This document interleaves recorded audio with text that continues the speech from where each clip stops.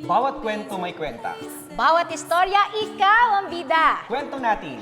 Kwentong Palawan!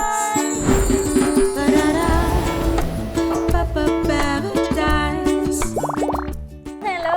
Hi! Isang bayan ng Palawenyo at sa lahat ng ating mga kaibigan kung saan man tayo napapakinggan at napapanood, syempre ng ating pa rin Kwentong Palawan. At welcome po sa another episode ng ating Kwentong Palawan dito pa rin sa ating Spotify platform. Yes, inihahandog ng pamahalang panlalawigan ng Palawan ang podcast na ito para sa inyo mga kababayan naming Palawenyo. Kaya't maraming salamat po sa palagiang suporta ni Governor Dennis M. Socrates. Ayan, Chin, kamusta? Nako, ang bilis ng araw, ang bilis ng panahon. June na naman, Baragatan na naman. Yes! Happy Baragatan Festival! Happy mga Baragatan Festival po sa kapuntuhan. inyong lahat. At syempre, nako, isa ito sa mga inaabangan, isa ito sa mga kinapapanabikan ng ating mga kababayang Palawenyo. Saan mang sulok ng Palawan. At syempre, pag sinabing Baragatan, magkikita-kita yan lahat. Yes. Diba? Yun ang Hindi essence pwedeng- ng Baragatan eh. That's right. Hindi pwedeng hindi puntahan ang Baragatan. Kasi nga, ang Baragatan, no, from the Kuyuno term or word which means Bagat. no, or kita-kita. No? Yes, to meet or to converge. At hindi lang yung mga tao yung nakikita-kita. Hindi lang yung mga Palawenyo yung nakikita-kita. Pati yung mga produkto, nagkakaroon din ng Yes. baragatan ng mga produktong Palawenyo. Kaya nga nung soft opening, nakita natin yung mga uniquely Palawenyo products. Ang gaganda, may mga accessories na gawa sa indigenous materials. That's right. Gusto ko nga bumili ng earrings. Yes. At saka alam mo, Chino, pag Baragatan talaga, ang sarap sa feeling kasi excited ang lahat. We are all excited for one of the most anticipated, no, get-together ng mga Palawenyo. At syempre, hindi lang yung ating mga nasa munisipyo, mga barangay, yung pumupunta dito sa Puerto Princesa or sa ating Kapitolyo. Yung iba talagang, yung ibang mga nasa malalayong lugar, yung even abroad, no? Yung mga Palawenyo, OFWs natin, talagang itinataon nila na umuwi sila for the month of June, di ba? Nakikibaragatan din. sila. Balikan natin yung history, konting history ng Yes, ikwento Baragatan. natin yan. Kasi alam mo, Baragatan, nasa core memory ko yan. Yes. Bata pa lang ako, Oo. we are celebrating Baragatan na. Alam mo, all out ang support ni Governor Dennis M. Socrates That's dito right. sa ating Baragatan. Kasi panahon pa lang ng kanyang ama na si late Governor Salvador P. Socrates, Kailan or ka we ba fondly nun? know as Badong Socrates. Kailan ka nun? Nung naging governor siya? Nasaan ka? Hindi Nasaan ka? Ako ata parang nasa elementary days ko yan. Oo.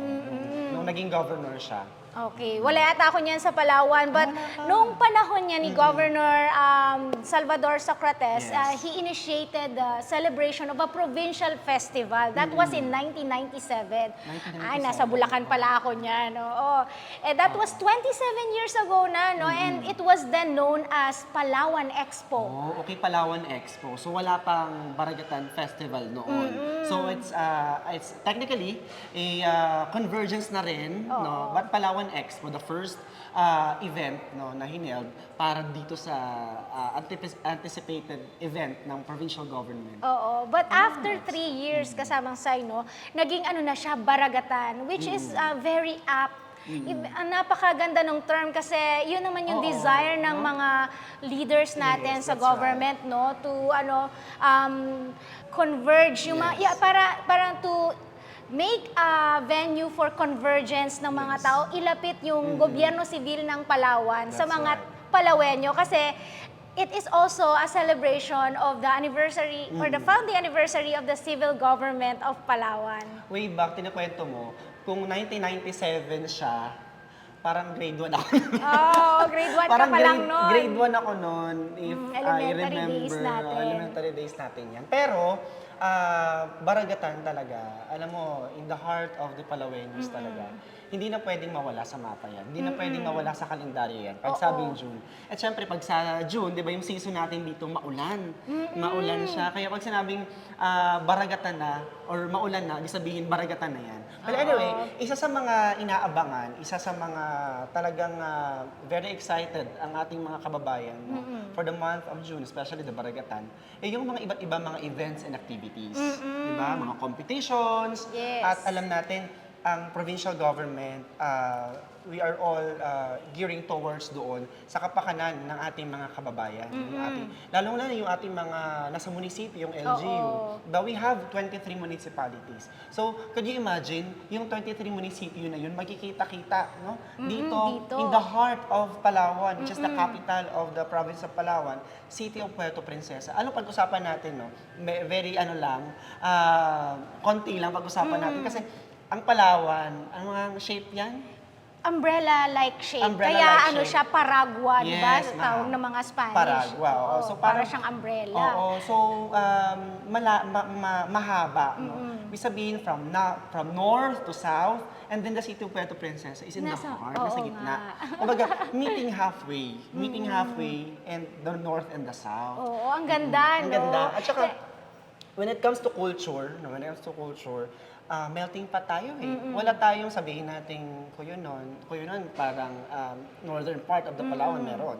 And of course, for the southern part, meron tayong iba nating mga tribal groups, Yes. mga IP communities natin. Mga ethno-linguistic groups natin. Kaya naman may IP Tribal Village din tayo. Yes. No? Inimbitahan din natin sila na makibaragatan sa atin. And pwede tayong makisalamuha sa kanila sa IP Tribal Village and bisitahin din po natin itong LGU Agro Trade Fair. Kasi Oo. yan na nga, showcase na nga ng bawat munisipyo yung kanilang mga unique products and ang gaganda po ng booth nila. Pwede tayong mag-selfie dyan, mag-groupie. That's right. At saka, speaking, no, yung ating mga LGU talaga, nakikita natin kung gaano nila binibigyan ng importansya, kung gaano nila binibigyan ng halaga, itong pagkikita-kita natin. In fact, oo, sa kanila, may mga celebrations din sila. May mga local festivals din sila na ginagawa sa kanilang mga lugar.